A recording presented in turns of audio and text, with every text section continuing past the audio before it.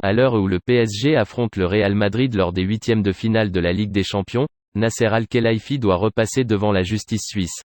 Acquitté en première instance en octobre 2020, le président du PSG doit encore se défendre après un appel interjeté par le parquet devant la cour d'appel du tribunal pénal fédéral, TPF.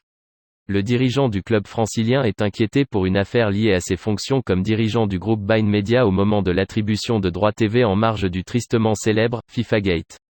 Le parquet suisse a requis ce mardi 28 mois de prison contre le président de Bein Media et du PSG, Nasser Al-Khelaifi, ainsi que 35 mois contre l'ancien numéro 2 de la FIFA, Jérôme Valcke, dans ce procès en appel.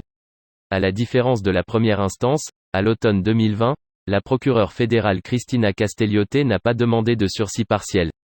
Comme lors du premier procès en 2020, le président du Paris Saint-Germain est poursuivi pour « instigation à gestion déloyale aggravée » dans le dossier des droits donnés aux médias pour les Coupes du Monde 2026 et 2030.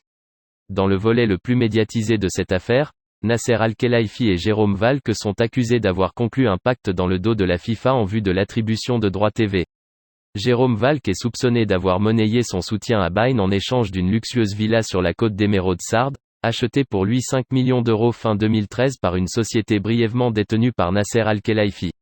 L'ancien secrétaire général de la FIFA avait sollicité l'aide du dirigeant qatarien pour financer la Villa Bianca, quelques mois avant la signature en avril 2014 d'un contrat entre Bein et l'instance du football portant sur les droits en Afrique du Nord et au Moyen-Orient des mondiaux 2026 et 2030.